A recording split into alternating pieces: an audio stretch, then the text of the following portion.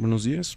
Este video es complementario a la parte de la práctica número 2, donde se nos pide realizar un video tutorial sobre cómo resolver circuitos. Esto para la parte de multisim.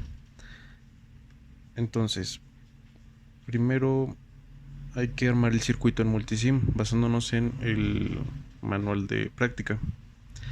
Aquí podemos ir agregando piezas. Entonces, primero agregamos la fuente y le ponemos los datos que va a tener.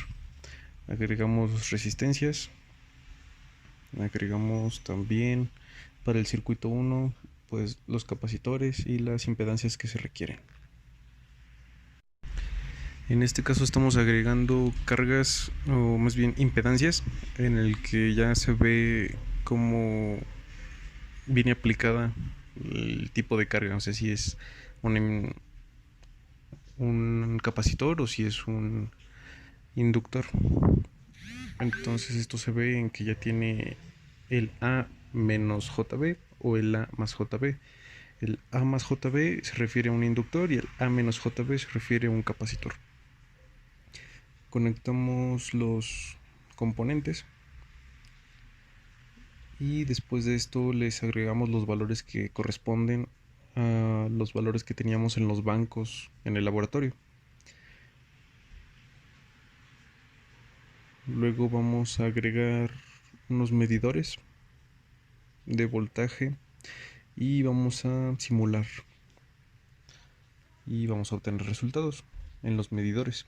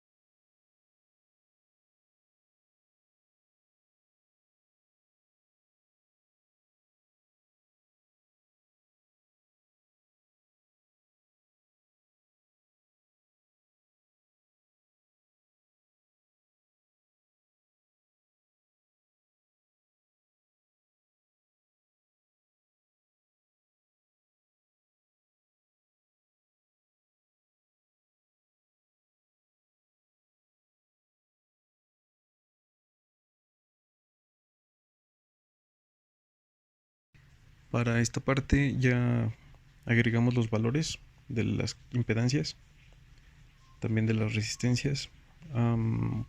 Agregamos los medidores de voltaje en los nodos y los valores de la fuente. Y como podemos ver, los voltajes coinciden o son muy cercanos a los que nos dieron en la práctica. Debido a que el circuito 2 nos piden el voltaje B0, que es el voltaje de Thevenin, lo que hicimos primero es cortocircuitar la fuente. Después de esto obtenemos que hay una delta, de ahí la tenemos que pasar a una estrella y reducir el circuito hasta obtener la Z de Thevenin, que en este caso nos da 85.39 con un ángulo de 4.08 negativo. Después de esto volvemos a colocar la fuente para poder resolver por mallas. Hacemos nuestra matriz de impedancias y solucionamos con el voltaje que tenemos y los demás igualados a 0. De esto obtenemos la corriente de Norton, que nos da 0.22 con un ángulo de menos 130.46 amperes. Con esto ya podemos hacer la multiplicación de la corriente de Norton y la Z de Thevenin y Z de Norton, que es la misma, para obtener la corriente de Thevenin, la cual nos da de 18.78 con un ángulo de menos 134.54 volts.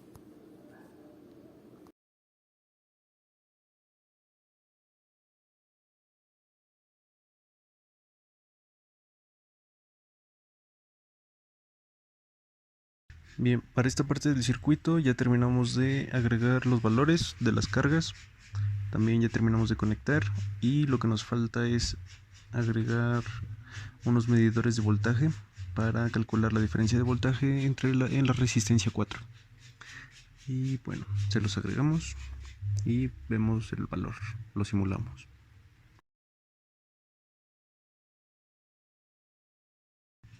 En el tercer circuito se nos pide calcular la corriente de cada malla.